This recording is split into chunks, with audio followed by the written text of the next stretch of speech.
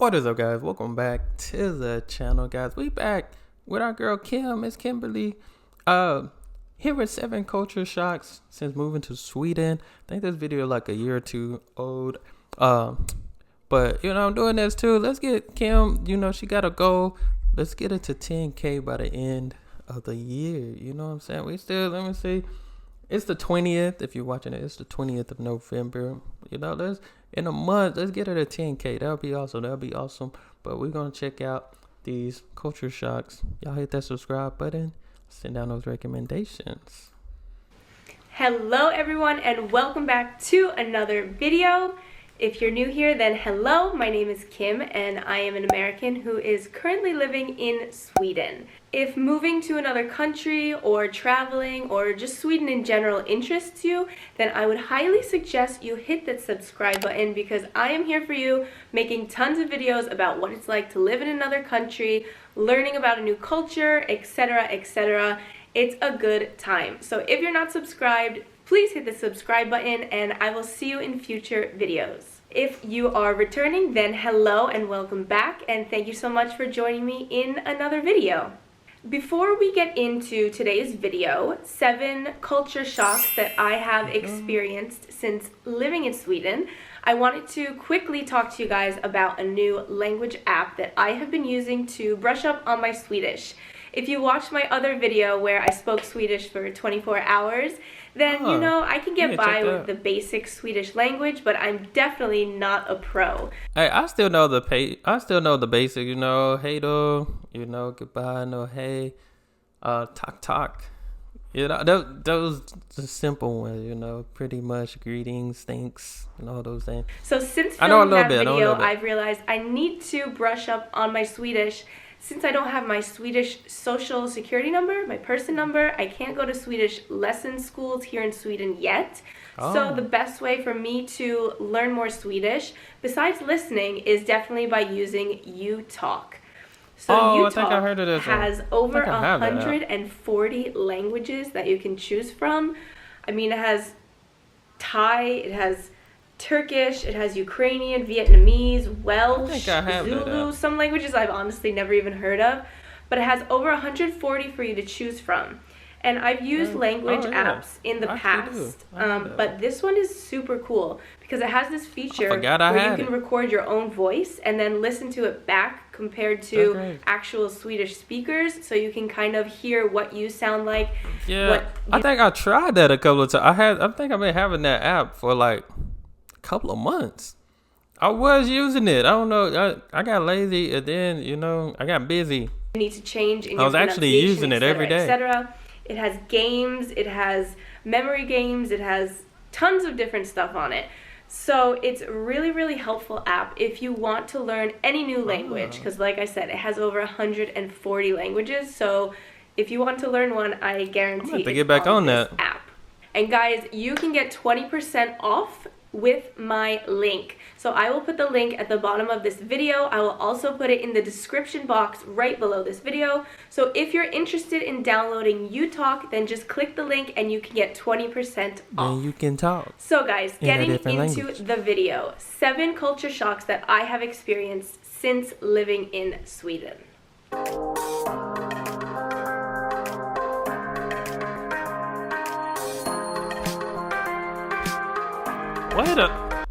Is that a shrimp cake? What the? Surely, I ain't never seen nothing like that. That was different.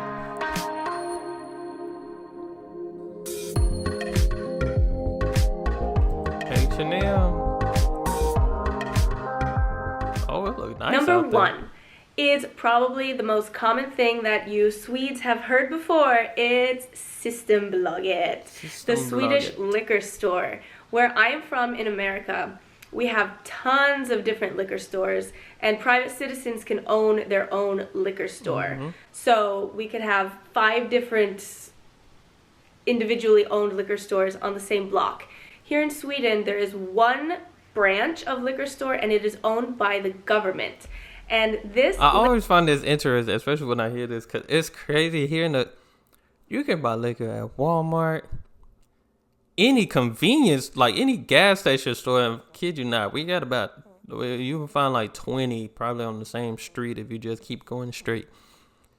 And everybody sells, that's crazy to me. It's Liquor amazing store to me. is open Monday through Friday from 10 to 7, from 10 to 3 on Saturdays, and totally closed on Sundays. So when I moved to Sweden, I realized that you really have to plan out your drinking. No, you have to plan out when you want to buy alcohol, because in the US it's very normal to stop on your way home from work and grab a bottle of wine and have it with dinner. But if you get out of work after 7, You stuck. the store's closed. You can't buy it. And I guess in Sweden, for the most part, people end the workday earlier than 7. But yeah, in the US, you can end the workday later than that. Yeah. So if you wanted to stop and grab a bottle of something on the way home, you can. Kind of going off of that, there is no refrigerated section of Systembolaget. So you can't buy cold beer Wow. or cold wine, which I was extremely shocked about. I ain't gonna lie, I'm not a drinker, but I didn't even know wine, you was supposed to put wine in the freezer. I thought it was like room temperature type of wine. Because again, if you are going over to a friend's house for dinner, you want to pick up a cold bottle of wine that's ready to drink on the way, I you honestly can't. thought You have to wine was get like a room regular temperature. room temperature bottle of wine and then put it in the freezer or the fridge and wait for it to chill. Same thing with beer. It's very normal in the US to pick up beer on the way to a party or a barbecue, cold beers. But again, here you have to really plan out when you are going to buy the alcohol, because That's you have good. to leave time for it to get cold. And if you want to go and buy a bottle of wine on Sunday, you're out of luck. If you want to drink, Sorry. then you have to either go out to a bar and grab some drinks with friends, or by yourself at a bar, I guess. Or you would have had to prepare for that earlier in the week, and you would have had to stock up. One thing I can say, like I was listening to another video about Swedish and Denmark, just contrasting and stuff.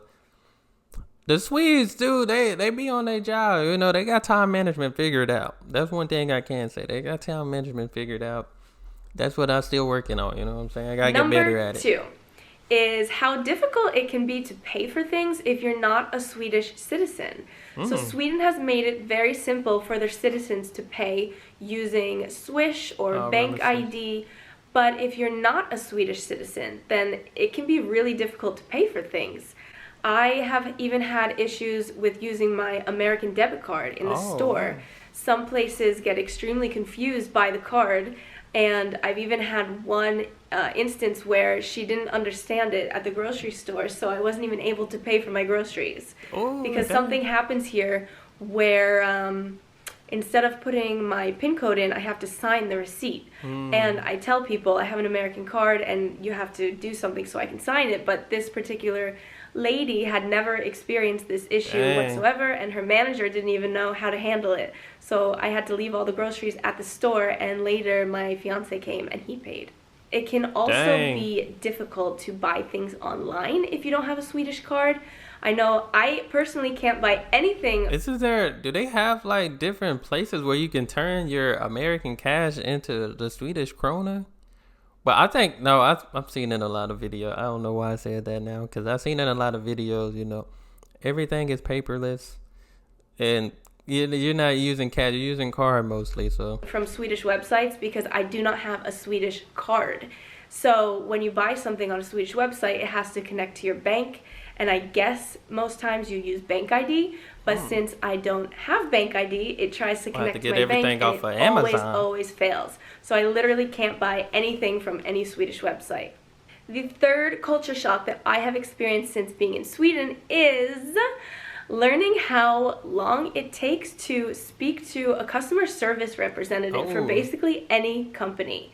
I get it. It's normal to be on hold for a certain amount of time when you want to speak to an actual person when you're calling customer service. But I have never experienced the wait times like you guys have here in Sweden. It can take up to an hour and a half to speak to an actual person. Hey, on those, I ain't gonna lie. When it take like an hour or something, I think nowadays, if it's like a long wait time, they give you the option to call back. Like they'll be like, hey, your wait time is such and such. You know, if it's an hour, 2 hours. If you would like us to call you back, press this button and we'll call. You know, so I don't know if that's available in Sweden, but I know here, if it's 30 minutes to an hour, y'all can call me back. You know. This happened a few weeks ago with my fiance. He called the bank. He had to speak to somebody. We waited on hold for an hour and a half. That's insane. Very. I get it, 5, 10 minutes, 15 minutes, sure, but nothing like that long. And although that's the longest wait I've experienced, I've also experienced 30 minutes, 40 minutes, 50 minutes. Like, it's very normal to really wait to speak to somebody. Right. So you can clean your house while you're waiting. You can shop online while you're waiting. So be prepared to be doing something while you're waiting to speak to a customer service representative, because it takes forever. The fourth culture shock that I've experienced since being in Sweden is realizing that basically no one drinks to-go coffee.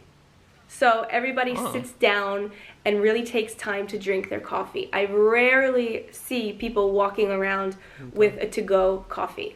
That's in the that US, real coffee. it's very, very normal to stop at Starbucks drive-through, grab a coffee on your way to work or in the Line afternoon. be wrapped around Starbucks. But here in Sweden, they love to sit down and drink coffee and have a conversation and eat something sweet. They love it so much that they've even made a word for it. It's called fika. So it's very common for your friend to ask you if you want to go have a fika after work or on the weekends. It's a very, very normal thing to do. In America, I don't ever remember going out to coffee with my friends. Definitely it's not. more common to go and grab a drink or go and grab something to eat. But just to sit and have a coffee and like something sweet. Especially in Starbucks, because like, of course, Starbucks is probably the most popular here in the States.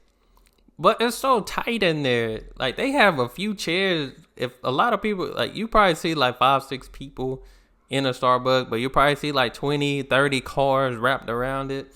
Because it's so tight and small in there. Nobody wants to sit in there, and people just in and out of that place. Honestly, a lot of traffic. Don't think I've ever done that. But yeah, here in Sweden, fika culture is huge. Sitting down and actually drinking coffee. The fifth culture shock is how difficult it can be to get a package delivered from PostNord. On everything. This is true. I try to send Kim a package for, being on the podcast and stuff.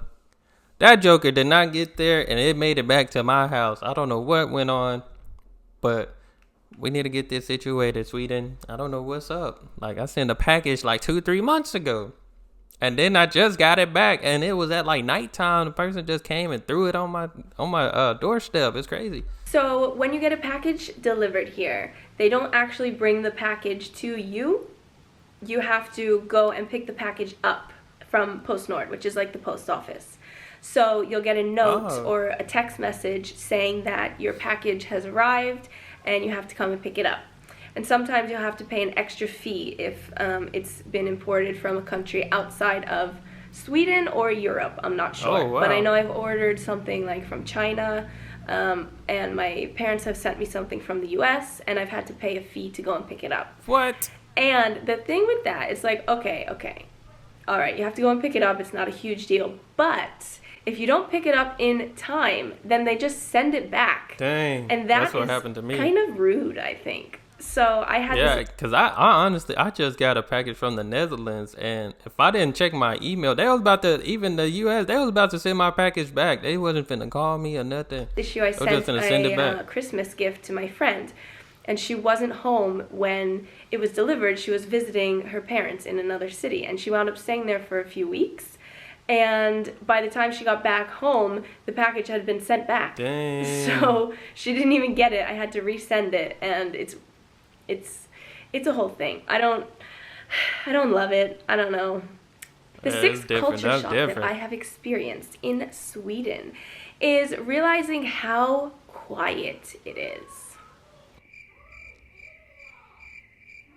Everywhere is so quiet. The bus, the train station, restaurants, even walking around outside. It's so quiet. People just talk quieter here than they do in the US.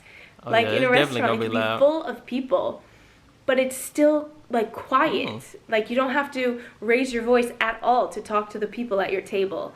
And rarely there's music in restaurants. Like in the US, you have music going, it's loud, people are talking. Sometimes you might even have a TV in the The kids restaurant. being loud, And here crying or it's something. much more quiet, much more reserved. And people just don't really make like small talk as much. When I go and get my nails done, the nail salon is dead quiet. Dang. They don't have music or anything. And the people who are getting their nails done don't talk to the nail artist. They don't talk to each other. It's like you literally go get your nails done, tell them Must how be you chilling. want your nails, maybe say some things here and there, but you definitely like don't have a conversation with them or anything. And I don't, yeah, it's a thing. Sometimes I like the And peace and when quiet. you're out walking, strangers don't really say hi to each other when you pass by.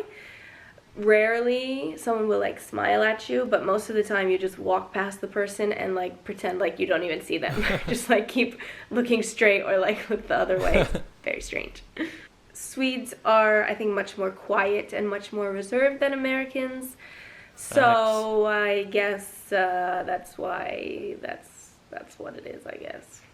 The seventh culture shock that I have had since moving to Sweden is the fact that Swedes put sauce on everything. Not on the sauce. pizzas, on meat, on potatoes, on everything. There's always a sauce that goes with the food. I like ranch on And pizza. in the US, we definitely don't have like extra sauces that you put on pizza. We have the classic tomato sauce. But when I moved here, For leftover pizza, I'm putting ranch on it. You know, sometimes it don't taste the same, but I learned a trick. Usually I'll put it in the microwave, but somebody told me if you want it to be just as fresh as it was before, put it in the air fryer. You know, air fryer worked tremendous. and realize that there's a sauce that goes on top of the pizza with the sauce already on it. I thought that was strange, but I have to What type admit of it sauce is is that? absolutely delicious, and I love Swedish pizza. And whenever I show a picture of Swedish pizza to my friends or family with sauce on top of it, they're like, What is it? is that? And now it's difficult for me to eat like meat and potatoes without a sauce. Now at home, I wind up putting like sauce on everything, and everybody else has dry food, and I'm like, ugh, how do you guys eat Sauce that? do make a difference. Sauce So do make a thank you, difference. Sweden, for opening my eyes to the delicious world of sauce. Saucy. So guys, those were the 7 culture shocks that I could think of since coming to Sweden. Please feel free to leave your comments and opinions down below. I hope I didn't offend anybody. I love Sweden. I think it's a great country. These were just some things that I, as an American, have realized as a culture shock since moving here. As always, guys, please like this video, leave me a comment, and subscribe to my channel for more videos like this. And I will see you guys in the next video. Bye. Yeah, sweetie, y'all need to fix that. Yeah, y'all need to fix that package problem. Yeah, I forgot what the name of the mailing company. But yeah, y'all need to fix that. Shoot, I sent a package a couple of months ago and it did not get there. I don't know what happened. Like everybody else was getting theirs. You know, I don't know. That's a problem that need to be fixed, sweetie, because y'all still didn't even give me my package for another 2 months or so. But definitely enjoy this. You know, I always love seeing the culture shots. Like I said, did this because we need to get Kim to 10K. Go ahead and get her to 10K subscribers. That'll be a great Christmas present. You know, tis the season to be jolly. Fa la la la la. Y'all hit that subscribe button and y'all be blessed, be the best, and be you. I'm out.